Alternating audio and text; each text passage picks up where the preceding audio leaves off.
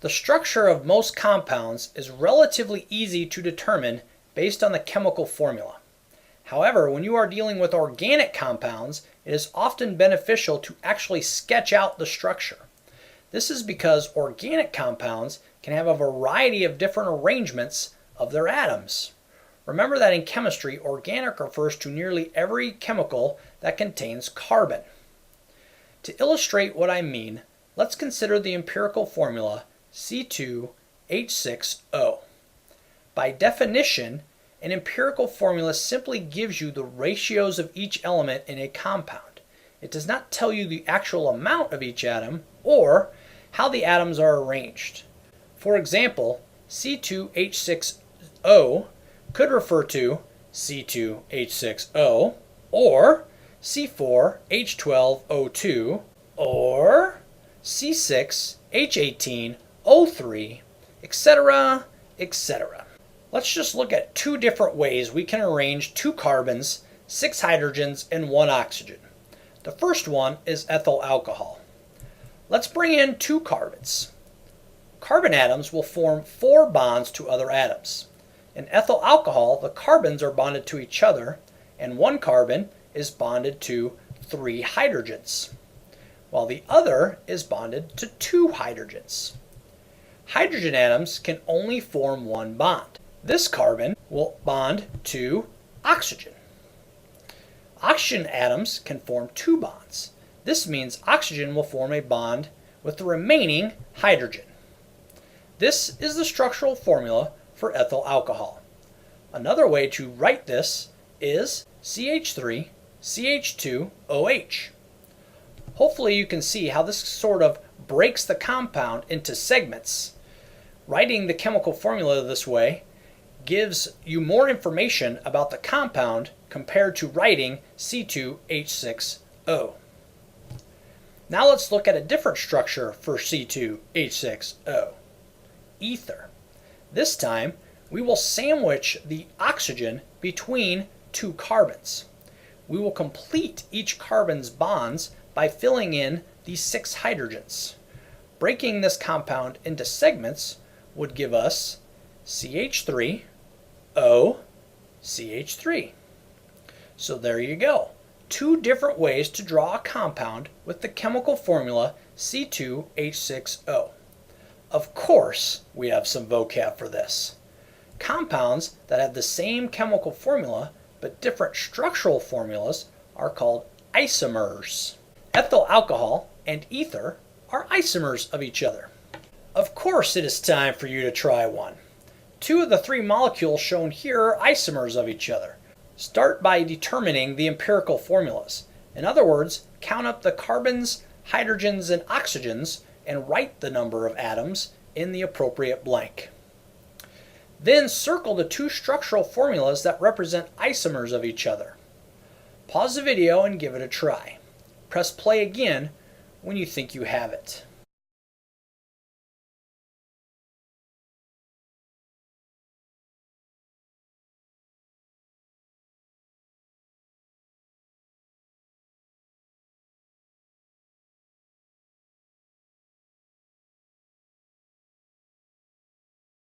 Organic compounds often form cyclical or ring structures, and one of the most common of these is a benzene ring. The plastic in your pop or Gatorade bottle contains a benzene ring. So does the plastic you know as styrofoam. These are the 2 chemical shorthands for benzene rings. Here is what C6H6 really looks like, however. There is a carbon at every corner of the hexagon. Now remember that each carbon has to form 4 bonds. Right now, each carbon is only shown with 3 bonds. 1 double bond to another carbon and 1 single bond to another carbon. The 4th bond is to hydrogen. One thing that you will learn as we go through class is that chemists are lazy. They find shortcuts for everything. Drawing a bunch of hydrogens is hard work. So why do it, right? If 1 or more of the carbon's bonds are not shown, then they go to hydrogen. So each carbon in a benzene ring shows only 3 bonds. The 4th is to hydrogen. See this hexagon with a circle inside of it? That's just chemists being lazy again. Instead of drawing the alternating double bonds inside the benzene ring, they simply draw a circle inside of it. The structure is the same: 6 carbon atoms and 6 hydrogen atoms. So, as I have mentioned several times, carbon atoms must form 4 bonds. A carbon atom could form 4 single bonds, 2 single bonds and 1 double bond, or 1 triple bond and 1 single bond. Hydrogen atoms can only form 1 bond. They will single bond to everything. Hydrogen atoms never form double or triple bonds. Oxygen atoms will form 2 bonds, so they can form 2 single bonds or 1 double bond.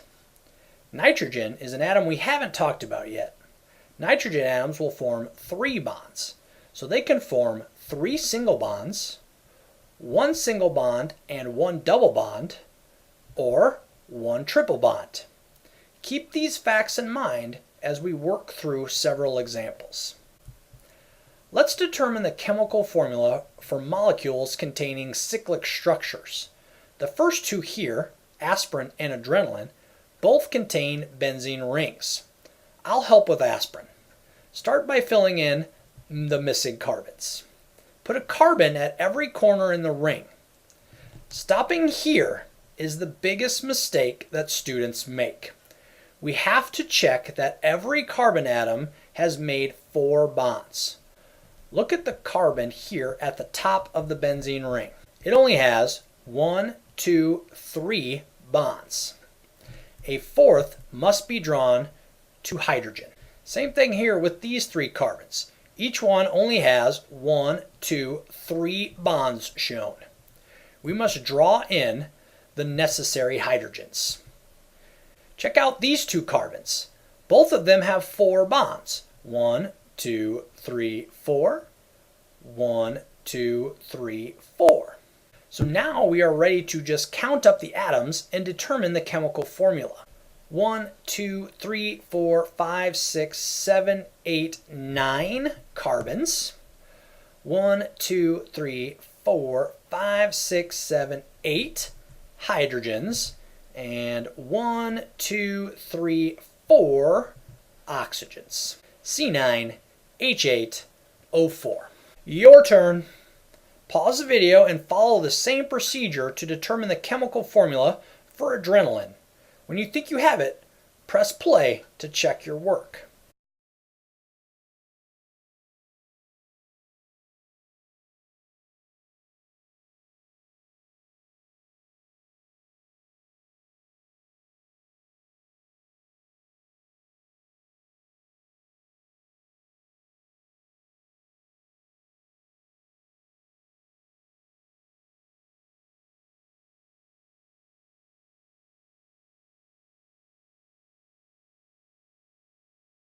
DDT is a large molecule with 2 benzene rings. Let's fill in these carbons. How many hydrogens do we need to fill in on this benzene ring? 4 is the correct answer. Fill carbons in here. How about now? How many hydrogen atoms does this benzene ring need? 4 again. Counting up all the atoms would give you C14, H9, Cl5. Caffeine is a different beast. Notice there are no benzene rings. Also notice that some of the positions in the rings are occupied by nitrogen.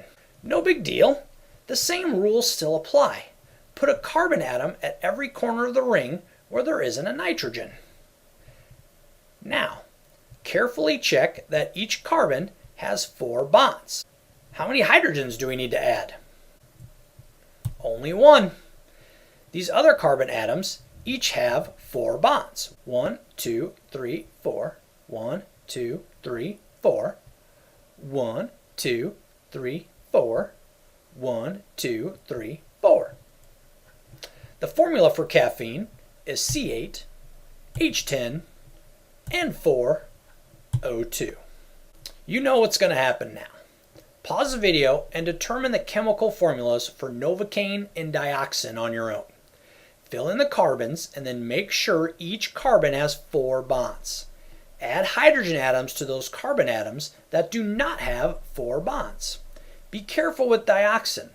Those aren't benzene rings. Push play when you are ready to check your work.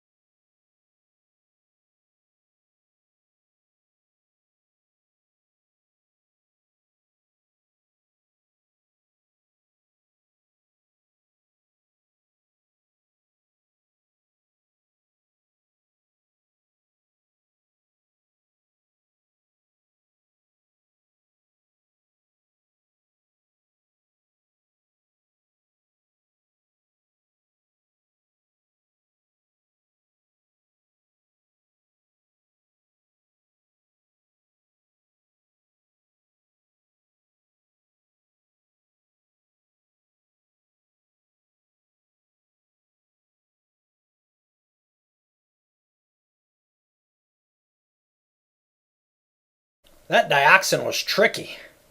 Notice there are several carbons with only 2 bonds shown.